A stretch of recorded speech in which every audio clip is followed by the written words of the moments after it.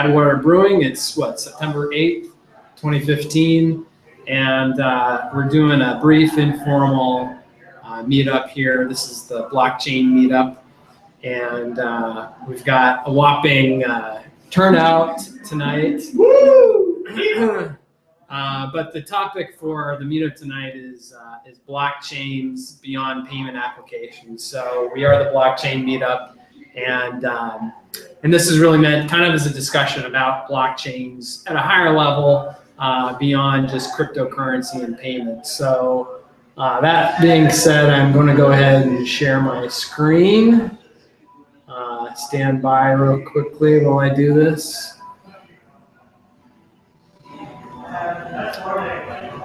And it's going to do some cool stuff there. All right, here we go. And where do we start this? All right, so here's the presentation I put together, and I'll make these slides available. I'll publish the link to them. So real quickly, the goals of the presentation for tonight, just give an overview of blockchains, kind of a definition, some discussion about the structure, advantages and limitations of blockchains as an actual data structure. Talk about use cases, review and discuss non-payment use cases of Bitcoin, and then also alternative blockchains. And then if we've got time and if we want to do this, maybe this will be off air, but I've got a couple of real world examples that we can kind of look at in terms of how blockchains actually function, some of these applications. So real quick, an agenda, that's kind of what I just talked about. Very quickly, here's my information. I think all of us here know each other, so I'm not going to belabor the introductions, but if anyone wants to get in touch with me, that's how you do it. And I always throw a typical disclaimer in here just to say I'm not an expert, and I'll probably say something that's wrong, so do your own research, and I'm always open to comments and feedback. You know what an expert is? What's an expert? An expert, an X is a has-been, and a spurt is a drip under pressure. Nice. All right, so this is kind of a basic question, and this is maybe we probably all here already know what a blockchain is, but this was a definition that, as I've been going through kind of an exploration of Bitcoin and blockchains, this was a definition that kind of worked for me that I've been playing with. So a blockchain is a record of executed transactions organized in sequential, cryptographically linked groups called blocks. So that's probably not the most elegant way of stating it, but it's kind of a working definition at the moment. And so, comprehensive. Yeah, so in these next few slides, I'm actually going to break it down a little bit and kind of explain what I mean by the words that I put up there. So a record, kind of explaining that in more detail. We're talking about a digital ledger, a data structure. A data structure is basically kind of a way of representing information on a computer. In terms of how it's actually stored on a computer, often it's stored as in the form of a database. It can be stored as a flat file. It can be stored in memory. The actual way that you store it isn't really important. It's more about how it's actually logically structured. So a record meaning, again, it's a digital ledger. It's not a paper ledger or anything like that. Executed transactions. So what I mean by that is transactions that have been committed and verified by the maintainers of the blockchain. So, this would be the participants in a blockchain network. With Bitcoin, this would be the users, the nodes, the miners, etc. These are transactions that have been actually broadcast and that everyone knows about, as opposed to you can create a transaction but not actually broadcast it, and it won't actually be recorded. It can be a valid transaction, but it's not going to mean anything unless you broadcast it to the network, and it becomes part of the network. So sequential, what I mean by that is that the blocks are ordered in a linear fashion, and each block has exactly one parent block, one predecessor block, and each block also has one official child block. And the reason that official is in parentheses there is because you can have temporary forks where, you know, you might have a block that for a period of time has two child blocks, and the network has to figure out which one is the right one. Eventually, that's the whole idea of the blockchain, is that there are rules to figure that out. Cryptographically linked groups. So this gets to the whole idea that each block is linked to its predecessor block by the hash function that basically takes all the information in that block and it runs it through this cryptographic hash function, which is a one-way function that it produces one specific output based on the input that you provided. So if you hash a certain block, it'll always produce the same hash as long as that data is exactly the same. If you change one bit of information in that block, it'll be completely different, and you can tell immediately that something in that block of data has changed. So that's how, you know, we get to you know, the immutability of a blockchain, how you get to the idea that you can't change it once it's been committed. You can't go back and rewrite history. Now, it all depends on the rules of the blockchain, but generally speaking, those cryptographic links let you understand and see immediately if something has been changed. So this is a graphical representation of it. This is actually from the Bitcoin white paper, the original white paper that kind of gives you a graphical representation. And it shows you how each block has a link to the previous hash, or it's the previous hash of the previous block is encoded in each block. So you have this linkage here that each block is inextricably linked to the previous block through this hash function. And if you were to go back here and change like this transaction at the beginning on this first block here, the contents or the hash of each of these subsequent blocks will automatically change. So you know that if you're on block 3 here, and if someone changes one tiny item in a transaction in block 1, then these hashes are going to be completely different, and it'll be immediately apparent that someone went back and changed a previously set data. So why are blockchains useful? I mean, this is getting to more sort of the general idea behind blockchains. Blockchains enable efficient verification. What do I mean by that? It's really saying that because each new block validates the entire previous history of data, you can tell immediately that the entire history of data up to that point is correct. Like I was saying just now, you know, if you change one bit of information in that previous data, it's going to change everything afterwards. So it's an efficient way of sort of appending data onto the end of the record of the blockchain and verifying immediately that that information is correct and it hasn't been changed. It's efficient in terms of processing. So when you think about processing transactions, you know, you can be talking about Bitcoin or you can be talking about something else, Visa. You know, technically speaking, you could validate and verify every single transaction as it comes across, and you could hash every single transaction. So rather than, you know, doing a hash of a block, you could hash each transaction as it comes through and link them together. Why don't we do that in Bitcoin or blockchains generally? It's typically because of efficiency. You can't depend on each transaction being replicated across the network in an efficient or a fast way. So what you need to do is sort of, I like to think of it as like creating a buffer.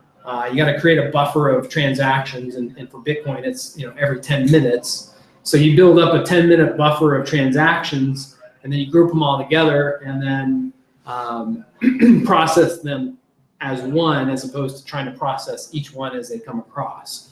Because if you were to do that, then all of the nodes would be getting the transactions at different times. They wouldn't be able to keep up with each other. It would be kind of a mess.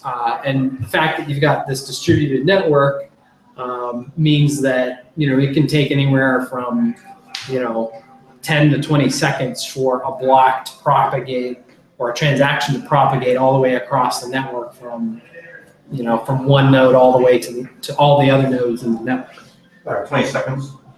Yeah, it depends. It really just is dependent on how busy the network is, how well connected the nodes are. You could have a node that is connected via like a satellite link where it's very low latency, kind of a, I guess technically high latency connection. A satellite link typically takes a couple of seconds to go up and down, just because it has to go up to space and come back. So the fastest you're going to get off of a satellite link is probably 1.5 seconds, 2 seconds response time. So if you have someone on one of those low speed connections like that, it takes that long just physically for the signal to get to those other nodes. So to prevent the network from basically getting like trying to figure out where it is and not knowing where things are, and continuously trying to figure out what's going on, it just says, okay, we're just going to process blocks every 10 minutes, and we're going to try to put any transaction that we know about into that block, and then we'll set up the network so that approximately every 10 minutes there's going to be a new block that's broadcast, and that keeps it reasonable in terms of that synchronization. Ordered sequencing. The ordered sequencing is important for the whole double spend problem, because this is getting back to currency applications. The idea that you can only spend Bitcoin once. You need to be able to have a definitive order of those transactions. So if you broadcast 2 transactions simultaneously that spend the same Bitcoin, those transactions, depending on how quickly they get out, they won't necessarily they'll conflict with each other. But some nodes will think the first transaction is the right transaction because they got it first. Other nodes will look at it and say, well, no, I got this transaction first, so this is the right one. How do they deconflict it? Well, basically what happens is that one of those transactions eventually gets included in a block. And it all depends on whoever mines that transaction into a block, whether they got the first one or the second one. So if they got the first one, then that first one becomes valid, the second one becomes invalid, and it goes away. So that order of that transaction is important, basically to say this is the correct transaction, even though there were technically two different transactions that spent that money. What if, let's say I want to do a double spend, and I sent you 5 cents and Dr. Who 5 cents, and I have 20 cents. Yeah. Wouldn't do you have to, in order for the double spend attack to work, do you have to completely spend all your coins? Well, you have to spend the same UTXO, the same transaction output. So in that case, if you've got one 20-cent UTXO, it's a single transaction output, and you're spending part of that to go to me and part of it to go to Brian. Depending on how you structure that transaction, most wallets won't let you go in it'll automatically figure out, okay, you just spent one transaction, so I'm not going to let you spend that same UTXO again. I'm gonna automatically do it so you can't double spend. You would have to go in and kind of manually edit that transaction, and you'd have to create one version that sends it to me, and then one version that sends it to Brian, and then try to broadcast those both simultaneously so that the nodes on the network get kind of confused and they don't know which one is which, and they have to go through that mining process to figure out, all right, which one are we going to accept and which one are we going to orphan and say this is not valid anymore. So I don't know if that answers your question. I guess it does, but I was reading that if, let's say, I'm attempting to do that, or someone else is attempting to do that, yeah, and I send it to you, and then I have to go back and wait 3 seconds. This one's already been propagated so much further out that the odds of it, the second one being the one that gets included, is much reduced because of the propagation effect, because of the head start that you would get. Yeah, I mean, you basically, in order to successfully, or quote unquote successfully double spend, you kind of have to, you almost have to be connected to two separate nodes on two different sides of the network. So, maybe you're connected to a virtual server running on an Amazon, machine that's well connected, and then you're maybe on another server that's running on a very slow internet connection.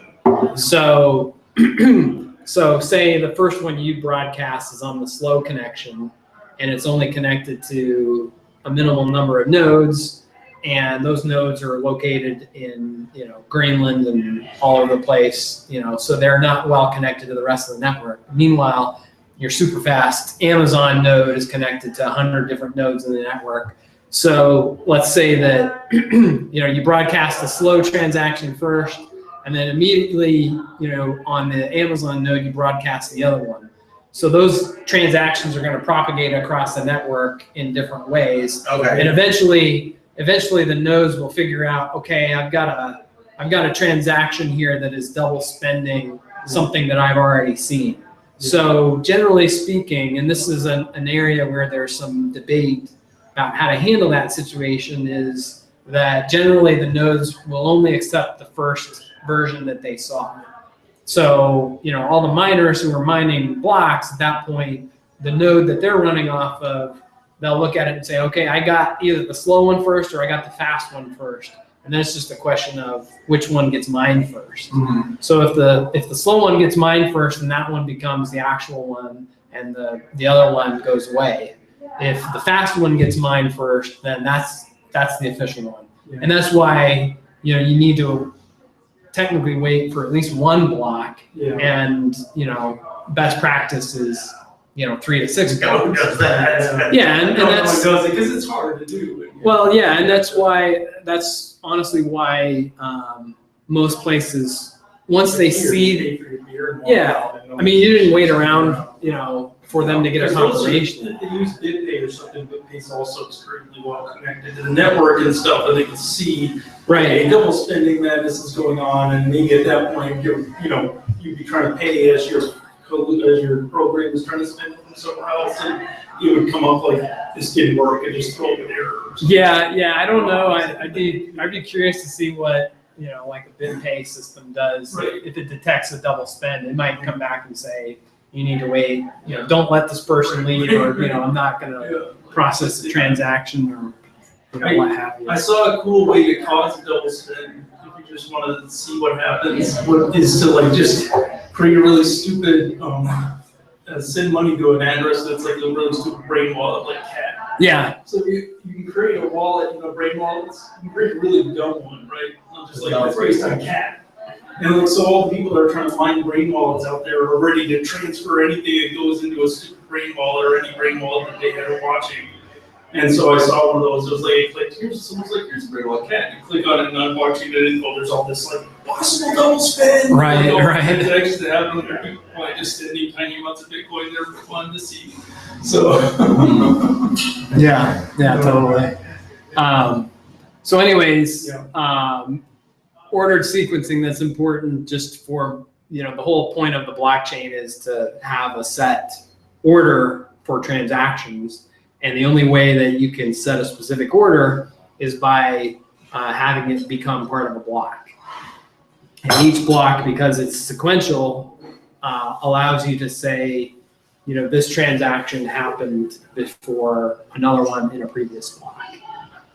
So the last bullet point here, designed to facilitate consensus. This is basically saying, the whole point of a blockchain is that it's distributed amongst all the participants in the network. It's not just something that sits on a centralized computer that everyone queries. Everyone runs their own copy of it, and that's kind of the whole point of it. Is that you're building your own copy of the blockchain, and that's how you verify that all the transactions and blocks are correct. You're basically doing your own validation. You're doing your Visa.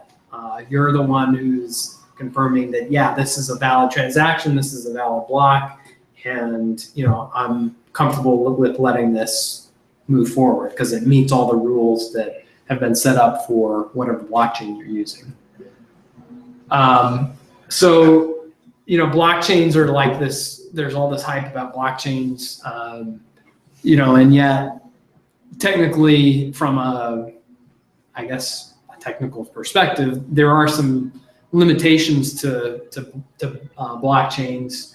It's a relatively inefficient structure, inefficient data structure. It's not easy to query unless you sort of index it separately. It's basically a long line of transactions. I mean, you can think of it like a stack, and you're just constantly building new blocks on top of each other one. So if you needed to go back and look at the transaction data down at the bottom of that stack, depending on how that's structured, it could be an inefficient way of structuring that data. Now, there's ways that you can do that in a way that indexes the blocks and makes it easy to query, and but that also takes more space to do. This also, this is the thing that I brought up, I think the first talk I gave here or something, is I kind of ripped on the whole ledger idea. It's like, it's not really a ledger. You could maybe design a blockchain that was more like a ledger, and then at the end of every block it settled, most of the transaction of the ledger and something, whatever. It doesn't do that. Your wallet and the different services have to kind of have logic that makes it look like that. But so, it's really this bunch of pages of transactions. Yeah, definitely. If you do go back and say, for example, you have a fork in the network, and there's something where you have to go back some number of blocks, and if you were to change some part of the data at that point, then everything going forward would have to be recalculated. So I mean, in some cases, this is a strength. This is an advantage for the general use that blockchains are used for as ledgers of transactions that can't be reversed. I mean, that's part of what Bitcoin is all about, is that you can't go back and take something back. You can't do a chargeback. It's just like cash. You can't go back and get your cash.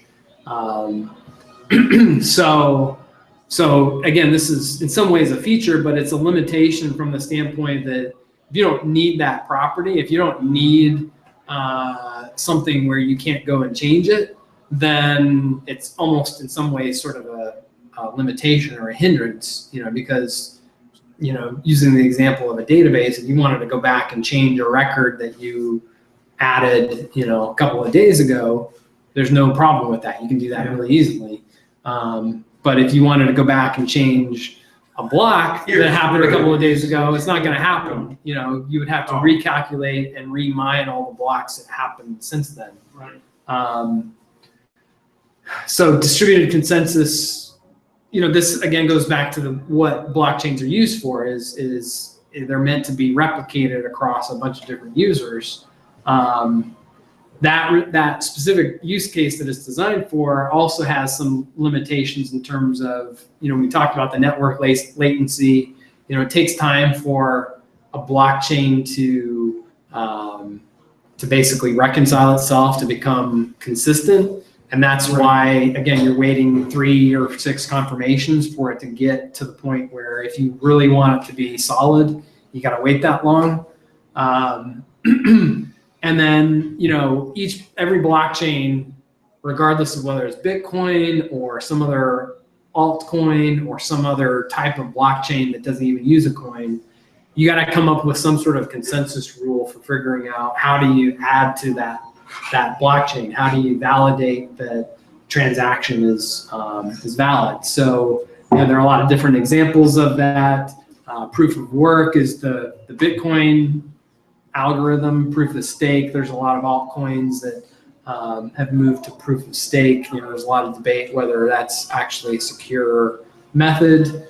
And then, something that has been coming up more frequently is this idea of having permissioned validators. So rather than having anonymous miners on the network who are just submitting proposed blocks, if you know everyone who is on the network, and if the only approved entities can submit block solutions, then you can kind of do away with proof of work or proof of stake or any of these kind of ideas of sort of competing for a block. Then it just becomes a matter of, okay, who validates the validator? Yeah, well, whose turn is it? Yeah, it's like Bank of America and Chase and whatever, all the permission validators.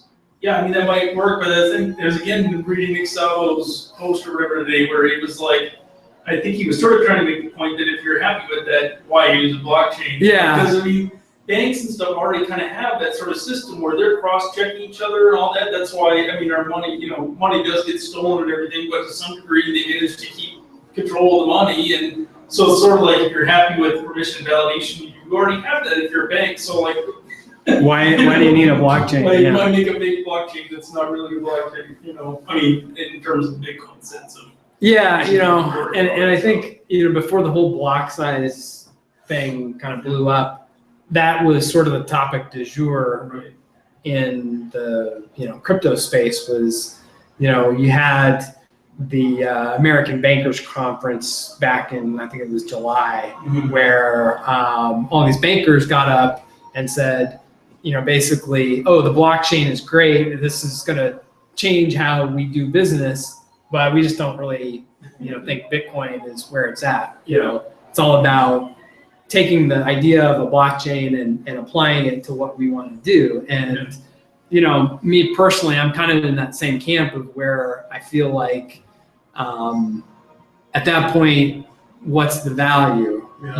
If everyone on the network, because of all these kind of limitations, why would you use a blockchain instead of, a replicated database? Right. And the people who are trying to sell these solutions, there's several companies, and I talk about some of them later on. Yeah. But they typically come up with these reasons of saying, well, a blockchain is good because it creates this unalterable audit trail. It lets multiple entities sort of, interact on equal footing. No one has to own the database. It can be replicated. And, I'm not a database expert, but I know that, databases can be set up to be replicated and banks are pretty, they've got a lot of money. So they create out of nothing. Right. Right.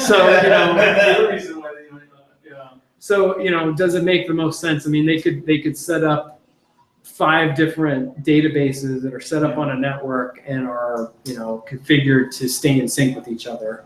And it can be fully logged and audited without needing for it to be a blockchain. Yeah. Now, I think part of the question is going back to sort of the cryptographic linking of records. Yeah. And I don't know of any other sort of database solutions that implement that in some fashion. I mean, I'm sure there's some sort of audit log that can be enabled. There's just a question of, a log can almost always be modified unless you have it, sealed and verified in an electronic way.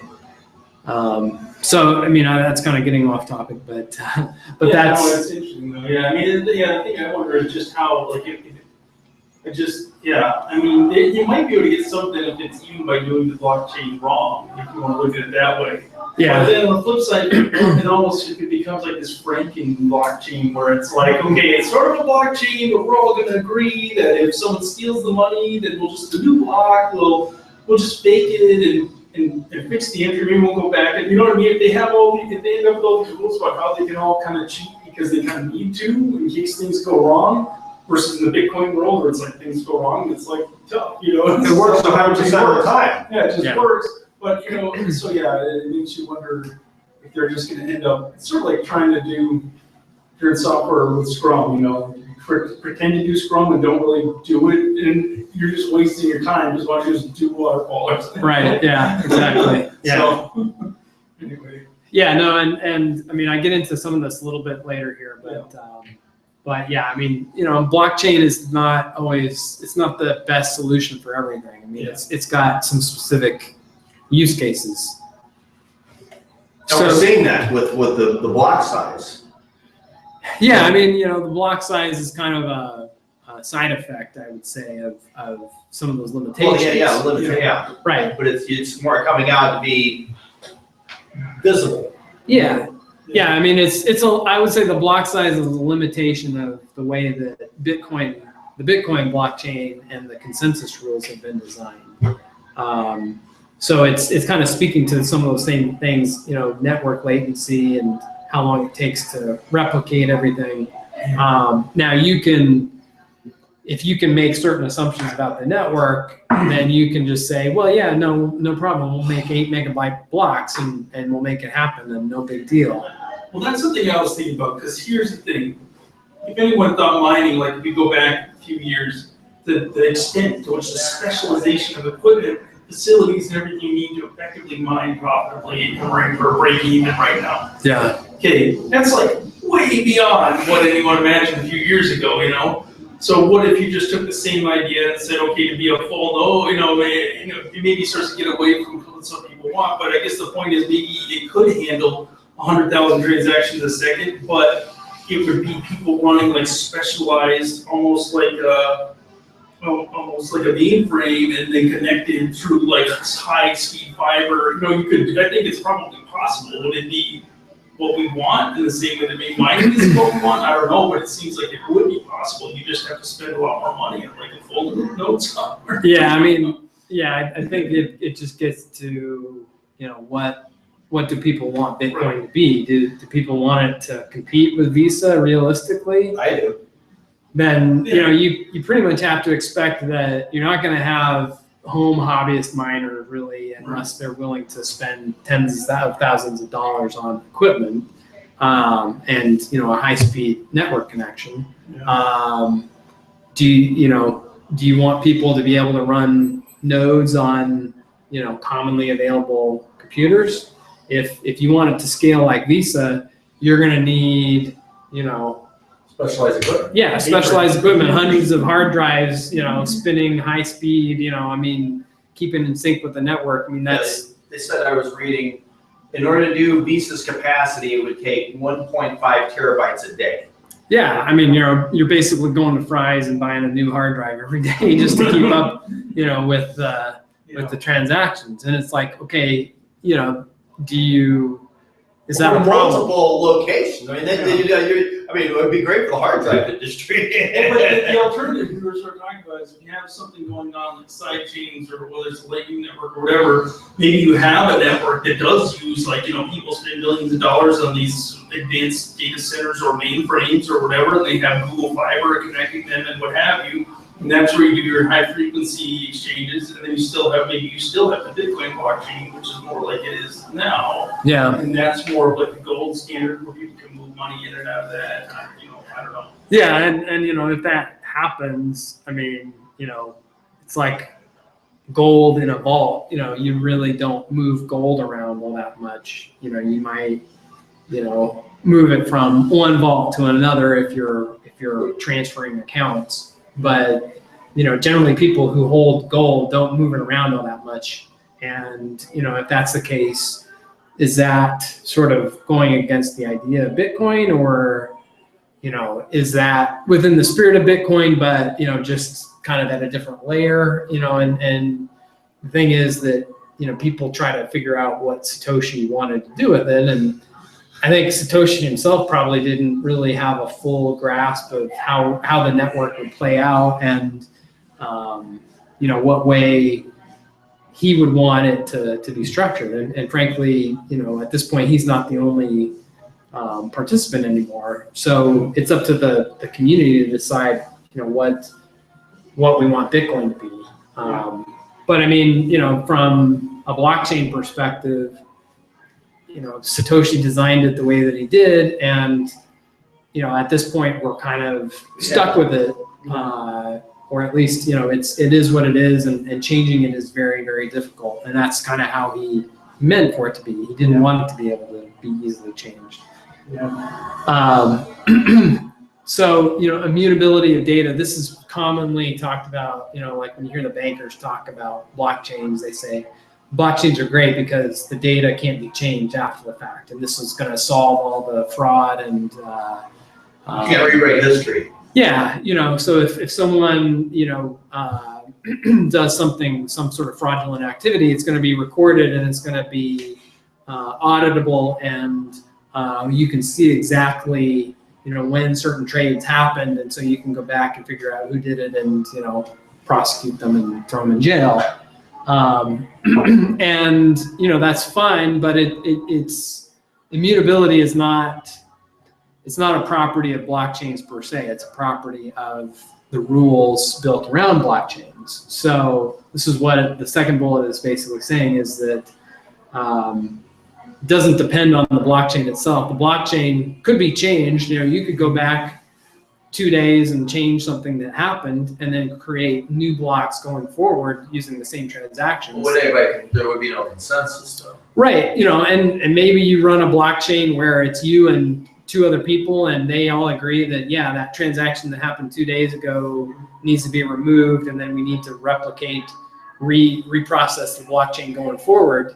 If everyone agrees to that, and if it's part of the rules of that particular blockchain, then there's no problem with it, and you can do it, and the blockchain doesn't care. Right. It doesn't care if you go back and change some data and then update it. It's just data, and the rules are all dependent on the people who participate in it.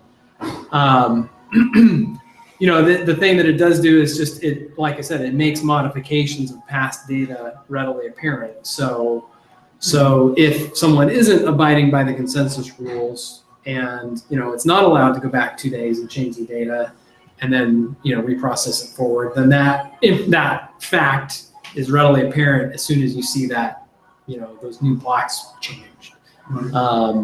So again, the idea of blockchains being immutable, it's not a property of blockchains, it's property of the consensus rules.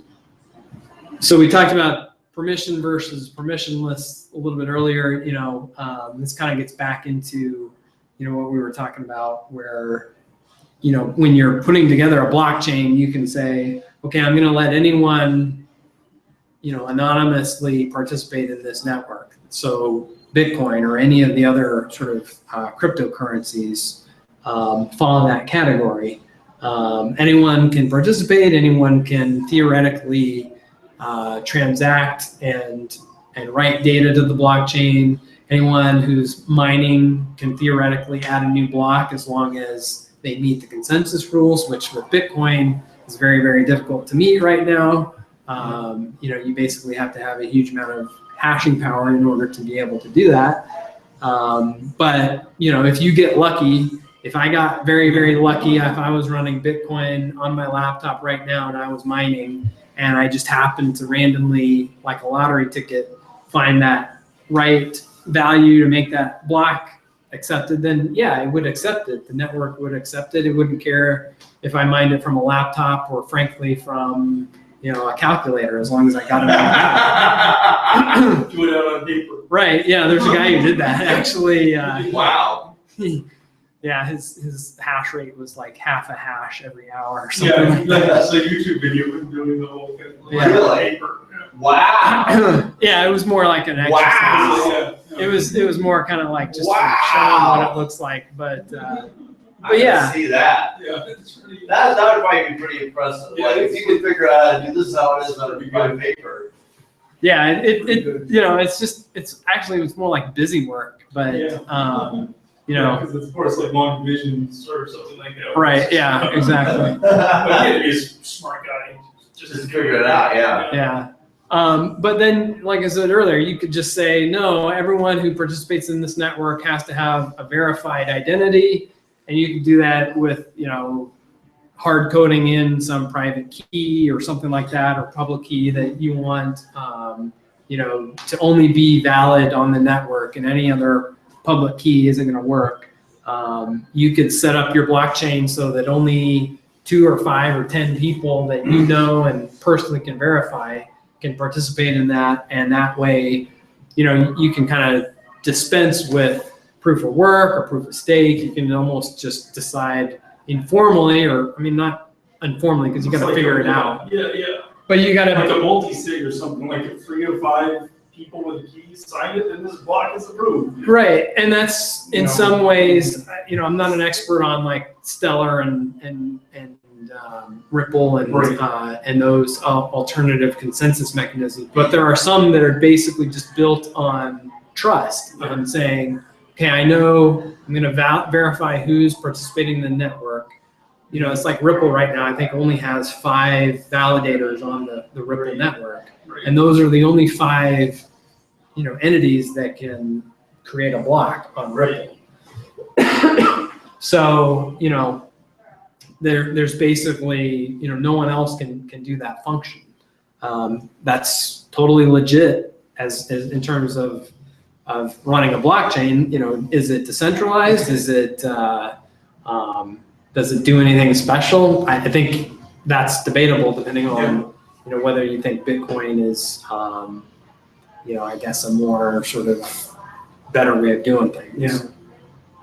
So permissionless and permissioned are kind of 2 different flavors of blockchains that you hear a lot about. And permissioned blockchains are really what the banks and financial institutions are all hot about right now, is saying, you know, hey, I know who all the actors are. I just want them to be able to commit transactions. I don't want some random dude coming on here. Yeah. But when you think about it, it gets back to kind of that scenario you were talking about earlier, Brian. All right, say someone does have permission, but they enter a fraudulent transaction anyway, or you have someone who gets hacked and they enter a transaction that's fraudulent. At that point, you know, how do you recover from that? You know, do you go back and reprocess the blockchain? I don't know. You know, that's part of you know, what everyone says is an advantage of the blockchain is that you can't go back and change it. But if you can go back and change it, then why have a blockchain? Yeah. So, you know, all of that is kind of in that big debate of what's going on right now. Yeah. Tokens versus tokenless is sort of another attribute that is a variable. And generally speaking, most blockchains have included tokens, meaning, you know, like the Bitcoin blockchain, the whole idea of Bitcoin is that it's got the token Bitcoin that's what the blockchain is keeping track of. It's keeping track of all these unspent transaction outputs that are the token that's made up of the network. It's the data that is being tracked. But you could just as easily say, I'm going to dispense with the tokens because I'm not using it to do a financial transaction. I'm just using it to, you know, record data. So, you know, they can just say, no, I'm going to get rid of the token. I'm just going to use the data as what the blockchain keeps track of. Right. And then we talked about this earlier, consensus protocols. That's the other sort of overarching thing that each blockchain has to decide what it's going to implement is, you know, what consensus protocol is it going to use? Is it going to use proof of work? Is it going to use proof of stake? Is it going to use some other method? And, you know, like we were saying earlier, even a permissioned or a tokenless blockchain is going to need some method of saying, okay, whose turn is it to write the data to the blockchain? How are we going to decide how to do this? So every blockchain, for it to be useful, has to have some sort of consensus protocol or algorithm. So, this is where it starts getting into kind of the actual topic that I was meaning to talk about, which is what are some applications of the blockchain that don't go into actual payments. And in thinking about this, frankly, I don't know if this kind of idea, the way that I've structured it, I don't know how much it makes sense, or I'm kind of playing with the idea, but basically, in this slide here, you can see sort of from more general to more specific in terms of applications of how you can use a blockchain. So at the end of the day, a blockchain stores and records data. So sort of the basic, I guess, mode of operation of a blockchain is just storing data, archiving data. The Bitcoin blockchain, all it is a store of data. It's replicated across a node or across a bunch of nodes, and the data that it's storing is information about who can spend Bitcoin. But you can archive other data, random, just arbitrary data. You could store a file on a blockchain. You could store. Or register or license a title to a car. Exactly. Just, like a cool application that would be like your daily log files on like a Linux server, Right. Have a blockchain of those, and then have that email the hash to the administrators. Yep. And the administrator, like they or whatever, sort of a separate system. And then even without all the proof of work and everything, be a useful way to be like, hey, the hash of this log from 2 months ago, on Thursday, third day of the month doesn't match what it's supposed to. Someone altered this log. Yeah, exactly. Like if you went back and you had a log and you redid the hash and you compared it against what was saved, then you can see, it doesn't match up. Someone edited it, someone changed it, Right. And then all right, let's figure out how that happened. Yeah. So data storage is sort of kind of the broadest category, and then stepping down another level, and this is where I'm kind of debating how if this is a valid way of looking at it, but you can take it a step down to smart contracts. So there's been a lot of talk about smart contracts. What are they? And this is a general definition. You can think of smart contracts as a way of autonomously or automatically executing a contract that's stored on a blockchain or stored digitally. So it's really basically saying it's like an if then rule. If this is the case, then do this. And that logic is basically tied to some digital way of verifying that condition has been met. So you can broadly think about that as like the whole idea that they talk about if you have your car contract on a smart contract, and if you miss a payment after 30 days, then they disable the key system and you can no longer start your car. If you had that on a blockchain and it was set up automatically so that it's sending the payment information from the bank into the blockchain and it's comparing that against the data that it has, that's an idea of a smart contract that's kind of been given as sort of a prototypical definition. But it's really broader than that. It's really just it's executing some sort of contract logic based on whether or not certain input criteria have been met. So that's a pretty broad definition. If you take it down further, you can get into that kind of car scenario. Or if you look at payments are basically just a very specific, very limited smart contract. So a Bitcoin payment is a smart contract that says, if you can prove that you signed a transaction with the proper private key, then you can take possession of this Bitcoin. So it's a very limited, very specific use, or a very specific example of a smart contract that is used. Bitcoin itself is a smart contract. Yeah, it's a simplified smart contract. So, when you think about, going from broad to specific, again, it's at the very, I guess, highest level, it's blockchain is storing data. At the next level down, you can say, okay, that data can be smart contract. It can basically, rather than just storing data arbitrarily and not caring what it is, it can say, all right, I'm going to do or enable or allow certain things based on whether someone meets or something meets a certain criteria.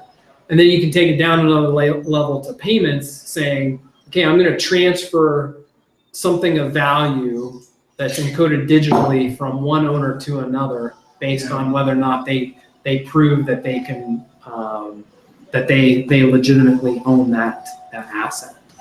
So, honestly, I don't know if this is the best way of thinking about it. It's one way of kind of structuring it hierarchically, and going back to the original idea of the presentation, it's what are some of the use cases outside of this bottom one. Right.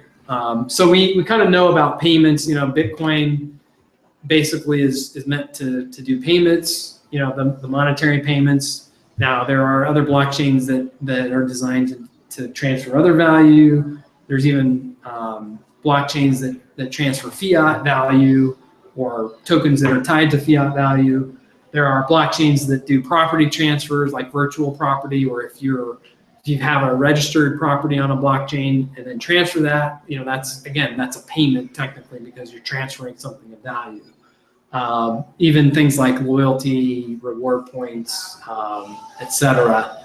You can think of those as payments because you get paid them by a company for taking a flight. It's not really a payment from a monetary perspective, but it's a transfer of value. It's something that you can then exchange for something else of value later. So, knowing that kind of the payments part of it is, what Bitcoin and cryptocurrencies and some of these other smart property or digital property protocols are handling. Again, the idea is, what are some of the use cases at those higher levels that are kind of interesting? And frankly, I didn't go into a whole lot of detail on all of these. Yeah, it's interesting. I think that there's something like you said, you can start with the most general idea, and you're moving down. It's somewhere the magic of digital signatures comes in. Mm-hmm. And then you get the magic of linking transactions, and it's that formula gives you Bitcoin. Right. But there are other formulas that maybe haven't even been tried yet that give you other stuff. Useful stuff. Yeah, definitely. Yeah. That's cool. Yeah, again, I'm still kind of playing with the mental model of it, of saying, does this really work, or is it not really a good way of describing it? But that's kind of the general idea, the kind of genesis of what I wanted to talk about. Is it raining out there? I think it might be. Yeah, that's interesting. So these are some examples, and I'm not going to go through these because we're probably running a little short on time, and if anyone has any questions, they can contact me about what's each one, or frankly, all the links are there, so you can go look at them. This is some examples using the Bitcoin blockchain that people have come up with for basically just doing data storage. So I think we've talked in previous meetups about off-return transactions and kind of how they're not really payments per se. They don't really transfer Bitcoin. They're more intended to basically just put data out onto the blockchain. and they're a little bit controversial. They were really only enabled recently with I think it was the 0.9 version of Bitcoin Core. So it's basically a way of saying, I'm going to do this transaction that has no value, it cannot be redeemed, and it can't be spent once you do it. So in some ways it burns Bitcoin when you do it.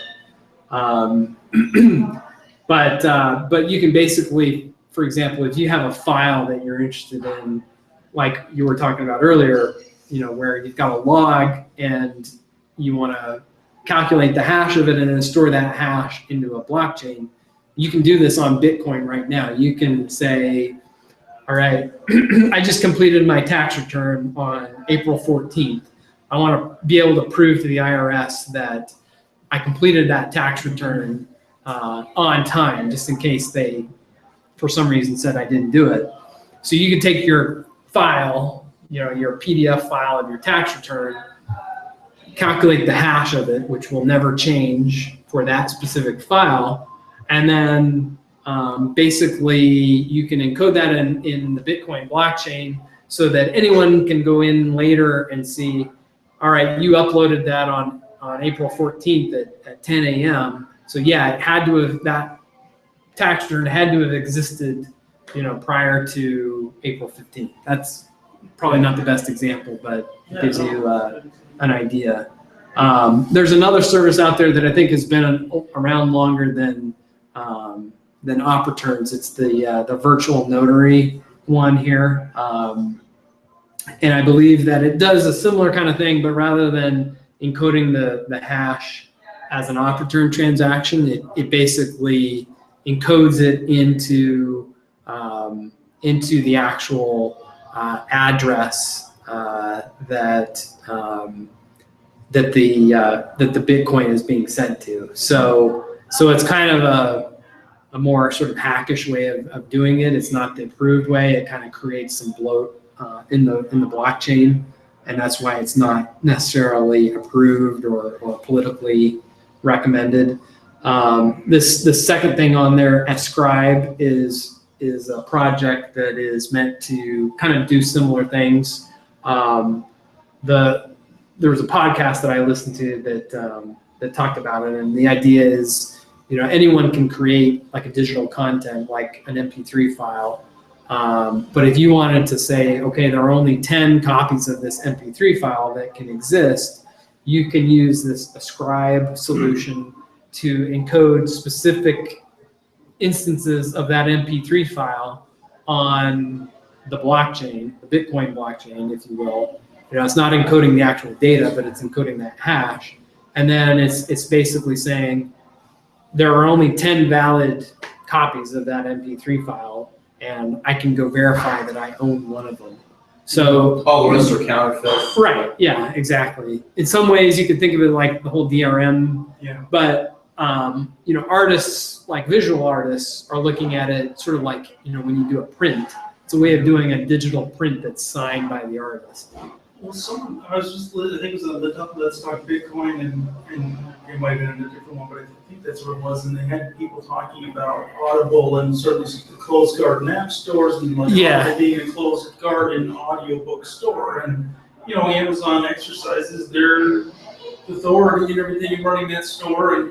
And the benefit that people get is that they do keep track of, okay, who owns what. But it also, I guess I didn't realize how big of a solution this sort of thing could be, because it's like, okay, it's a proof, but I could just make a copy of the thing. But I think some of the benefit of this could come, imagine if you had this kind of digital asset registration. So I go and I buy, Mastering Bitcoin, and I pay through some store. Maybe it's a new store, or maybe Audible ends up conforming to the standard, and I pay $10 for the Bitcoin or something for the audiobook. But now it's like, well, I decide I don't like that store. I don't like Audible anymore. I don't like Store B anymore. And like Store C is up, and they're cool. I could like download a file or like transfer, like, okay, I just have my private key, and I can say, hey, Store C, I own like all these audiobooks. Can I load them? And they'll go, yeah, and like store them on their server for me, everything. They can buy new books for them. So be like a way to have these sort of digital asset stores Limited quantity. where you still own it though. Yeah. own your Kindle books or whatever they would be Kindle books, but you own them, but you could use them at different stores. Like that's just not possible right now. I think that's like an awesome, Yeah. you know, Be like a big library on steroids. yeah, because like right now you buy all these books in Kindle, but you don't really own them. You own the right to read them on Amazon's devices. But if you were to own them associated with your private key, then you could go to anybody who conforms to this idea of you owning it, and all the artists would be like, oh, cool, he's on store C now, but he still owns that. So I was thinking pricing fluctuate. Well, and not only that, but you know, it's like the whole first sale doctrine for a book that you own. Yeah. You know, a physical book that you own, you can take to a used bookstore and sell it for $1. Right. So, you know, just like you can't go on Amazon and sell, you know, one of the Kindle books that you buy for $1. Yeah, you can't sell it to someone else. With this kind of a system, you can do that. You can say, yeah, I'm done with it. You know, I read it. I want to, you know, get rid of it now. I don't want to keep a copy of it around. So I'm just gonna sell this to someone else. And regards the value of the book. Right, exactly. Yeah. Or like, you know, a digital painting, for example. If you say, okay, there is only going to be one copy of this digital painting, and that's the official version of it. And you know, it's just like a piece of artwork. Displayed on their website. This is a good example. You know, if I owned a website and I could put like a public key at the bottom of it, and then all my images on there could verify that I'm using them with permission or whatever. That's something that's just really not possible in an easy automated way right now, but it would be. So I think it could be really fun, even just like bequeathing them to your children or something. Like, what if I buy $30,000 worth of Kindle books over the course of my life and I want to give those to my kids? Right now, I have to make sure they can log into my email account. Well, something like this, I could say, okay, when I die, my thing, it would be like the private key, the lawyer would, whatever, however you want to set that up with multi-sig or something. Yeah, exactly. Possible, so it's cool. Yeah.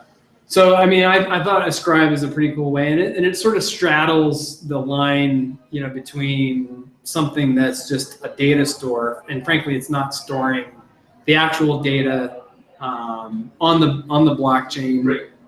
It's storing, that sort of registration of it, and then it's allowing transfer of it. So in some ways, it falls into that payment category, but the actual you can use a scribe just to register the asset and verify that it exists. And in that use case, it does kind of fit in this category.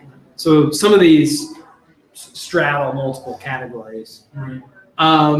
There is kind of an interesting tool, this Apertus disk drive. It's an interesting tool because it actually does let you encode actual data into the Bitcoin blockchain. And it does it in a not politically, I guess, correct way, because what it does, you can basically take any arbitrary length of information, and you can take the first however many bytes it is that make up a Bitcoin address. Because Bitcoin address contains sort of the data that corresponds to the hash of the private key, and then it contains sort of checksum information that verifies that address is correct. So you can basically take that, you can kind of hack that algorithm or hack that way of encoding a public key that's a Bitcoin address, and you can just encode arbitrary data in there, and then as long as it meets that criteria for a Bitcoin address, you can send Bitcoin to that address, and it'll go through, because it technically is. Yeah, it is technically a valid address. Right. And somewhere in the universe is the random number that exactly that makes the private key. Now, no one in the world. Yeah, no one in the world will ever figure what that is. And so, the reason that it's sort of controversial and not recommended is because once you send data to that address, because no one has that private key, it'll always be on the Bitcoin blockchain as an unspent transaction output. And so every Bitcoin node from now until eternity, there's no real way of knowing whether or not that's a valid, whether or not someone has an actual private key to that. So every node will then have to store that UTXO in memory, which is expensive. So what do you think about this? I've had this idea about if you're designing your own blockchain, and basically another people probably had this idea, but it seems like really controversial at first. Basically, the idea would be that if an address contains a tiny enough amount of Bitcoin, miners would destroy it like periodically, so like every 100 blocks or something, any address with one Satoshi is like gone. The miners like pay that to their mining, to their new whatever, their new Coinbase address, whatever, and then that money's gone. So if you want to try to do something like this, it would end up getting destroyed. Which I guess like controversial, but I also think like why not, right? Because it's like, I mean, you could do it, I guess. If you made your own coin, it seems like it would work if you just make that part of the mining rule. Yeah, I mean, I think there would be probably a lot of concern with that, just because you are technically destroying, stealing Bitcoin. Yeah, I mean, well, I don't even know if you would. I mean, maybe at some point there becomes a consensus rule that says if it's under some minuscule amount, whatever the dust limit is, and if it hasn't moved for 100 years, then the miners need it. Well, you could just say it's no longer valid, and it can no longer be. You would no longer like picked up by the software or calculated like what all the UTXOs are. Right. So just kind of be ignored. Or maybe there is some way of offloading it so that it doesn't have to be kept along with all the other legitimate UTXOs, but you can offload it and not have to store it in memory. So it could be, you could come up with something. It's just a question of how you set those thresholds. I'm loving this. I gotta go. Yeah, no problem. This has been very, very informative. I'm gonna send you the link. I'll send you. It'll be on the meetup. Yeah, I'll put it on the meetup. Okay. All right. Cool. Yep. Thank you. Yeah, take it easy. Peace, guys. So I mean, this is kind of talking about smart contracts a little bit, and the thing about non-payment smart contracts on Bitcoin is that there's really not a mechanism that's been established yet to do that on Bitcoin itself, and that was kind of like the original intent. I mean, Satoshi originally apparently had the idea of building smart contracts in. I think some people have looked at the original code and seen like some comments and things in the original code that indicated he was working on sort of a smart contract system, but left it out of Bitcoin because it was going to make it too complicated. Yeah. And so there have been some proposals to kind of build smart contracts into some of the second level meta layers of Bitcoin. But that hasn't really been done. So technically payments, Bitcoin payments, multi-sig or normal payments are really the only smart contracts, if you will, that exist on Bitcoin. It's not like Ethereum or something that's more sophisticated. Right. So that kind of talks about Bitcoin specifically. These are some alternative blockchain implementations that these are sort of hybrids, to be honest, because the intent, I think, with both of these is that they eventually will use Bitcoin, but frankly, I think based on what I read of both of them and kind of the latest I've heard with them is that they're still kind of in the prototyping stage where they're not actually using the Bitcoin blockchain. So both of these, storage and Factom, are kind of, they do similar kinds of things in a little bit different way. Storage is more about having a decentralized cloud, similar to the idea behind MadeSafe, but I think the difference with storage is that the data and storage is stored on the hard drives of all the network participants. Right. And, you know, basically the hashes to all those data end up getting sort of captured into a single hash value, and then that is what gets put on Bitcoin as sort of a registration of where that exists. Factum is a little bit different because you know, it's not specified where the data itself is going to live. It could live on, you know, private storage systems, or it could exist on some other you know, specially designed, you know, kind of private blockchain or on storage. Yeah. Yeah, it's like. But the whole idea is that it's this federated data storage. So basically it kind of takes an extract of the data and it hashes it, and then all those hashes are then hashed together to produce another extract. Right. And it's kind of this multi-tiered thing where eventually a hash that refers to all of this data gets stored on Bitcoin. You know, frankly, I'm not sure personally. I've not gotten really familiar with either of these. I think storage is a pretty cool idea, and they seem to be furthest along in actually having an actual solution.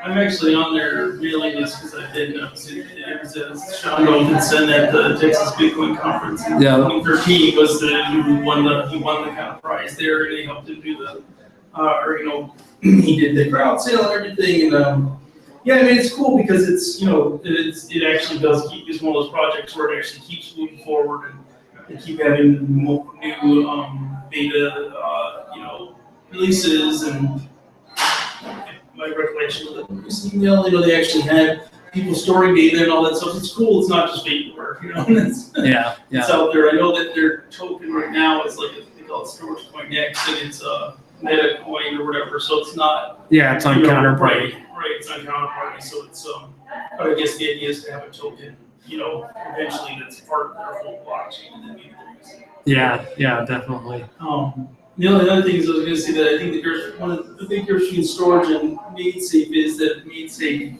like, let's assume they're both wildly successful, which I think could happen. I don't think they have to compete correctly. The scope of MaidSafe is massive. Yeah, you know, it's like, I mean, they've got all that other stuff built into it. Like all this, So it's like storage is, you know, decentralized Dropbox, and that's what Sean described it. So, which is, I think, good in the sense of where like Bitcoin, it's like decentralized money, storage, decentralized Dropbox, like MaidSafe. I love it when you're trying to do the whole like kitchen sink thing. Right. It's great, but it's definitely like It is definitely. I mean, I've listened to, I mean, they've got a podcast now on Let's Talk Bitcoin, and I've listened to some of those. And I mean, they've got great ideas, and I think they've got a really great kind of philosophy. I was just like, can they actually make it happen? I think it's kind of like a lot of these projects, you know, they launched with a big fanfare, and now they're kind of in this stage of figuring out, oh crap, you know, we got to redesign it. You know, I know MaidSafe had to go back. They're using like a new, they're using Rust. And, I mean, I see the positive thing is they definitely, and I've actually read through portions of the MaidSafe code to just try to understand, and actually ran the client, just see if it would actually compile and run, and at least like, this was months and months ago when it did. So I like it in the sense that it's, you know, it's not totally vaporware. There's stuff being written that maybe someone could just take it, try to launch it, and it would probably have horrible errors. Like those, they're pretty serious about it. They have all kinds of tests, and so I think it's interesting. I think they're sort of like, it's like there's a shot there that they'll do it. I mean, I wish them luck with it. You know, it's just like I'm kind of waiting to see what's going to happen with it. And it's a similar kind of thing, I think, with like Ethereum, which I think, moving on to the next slide here, smart contracts. So you know, these are some of the smart contract projects that are out there. And I left out some of the other sort of generic blockchain projects that are more just designed for, you know, like payments. Like an example would be Ripple. Right. I didn't include this in here. I didn't include Ripple in this kind of summary because, you know, at the end of the day, Ripple is about payments. Well, I don't even know So, if Ripple is a blockchain. I thought that they call it like I think it's different because yeah, I mean, they definitely use a different every 7 consensus. seconds they agree on what transactions of the network are going to be valid or something. I don't even know if they have. It sounds like what ended up being a blockchain is every 7 seconds you have a bundle of transactions. Maybe it is a blockchain. Yeah, I mean, I haven't spent a whole lot of time Yeah. looking at Ripple. My understanding, that may be wrong, is that underlying it is sort of a blockchain structure, but Yeah, probably. but going back to kind of that discussion about permission validators, yeah, I mean, yeah, you can do a network that can, you know, have a huge throughput and have a very quick block time if you're restricting the number of people who can participate in it, or the entities that can participate in it. Yeah. These again are some smart contract platforms. You know, Ethereum is the big one that's, you know, under development right now. And you know, there's just, I mean, there's always, it seems like, you know, something happening with it, but it's also, I mean, they've got a bunch of developers that are working on it. They're working on doing like 4 different implementations. I think I listened to a podcast with Vitalik Buterin, and he was saying, you know, in hindsight, they would probably not do that many implementations. Yeah, I think 2 would prove that. Right. You know, 2 would be okay. We have, you know, we are building it from the protocol, not the other way around. 2 would have probably been C++ and Python or something. Just go with that. You know, Right. Yeah. You know, and the whole idea of having a Turing complete smart contract language is interesting too. I mean, and it does provide way more functionality. Yeah. But I've also read, you know, some things that sort of question the security model behind it. You know, because it gets into the same kind of things about sort of like the block size debate. If you have a very complicated smart contract, and you know, someone who's trying to game the system creates this huge smart contract that takes all this effort to process, and understanding, you know, there's gas that has to be spent in order to, I mean, that's part of the Ethereum protocol, is that, you know, you can't just run a smart contract for free. You have to provide some amount of gas.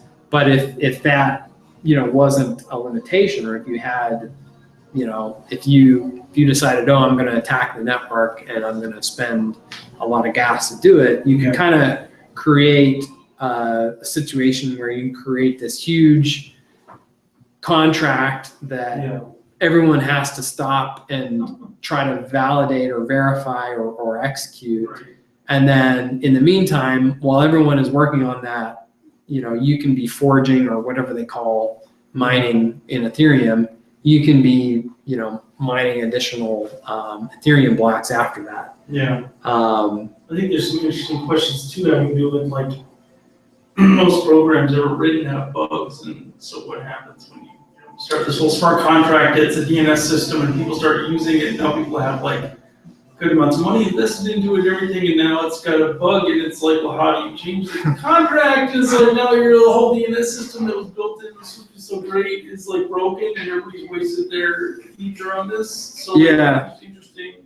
I saw something on Twitter. I think it was last night actually. It said Ethereum contracts are basically like a bug bounty for reverse engineering smart contracts, because if you can reverse engineer the smart contract and figure out how to exploit it, then you can potentially, you know, exploit it and you know, and you know, there's like an Ethereum contract that's out there that has some ridiculous amount of, like, you know, $6 million based on the current value of Ethereum.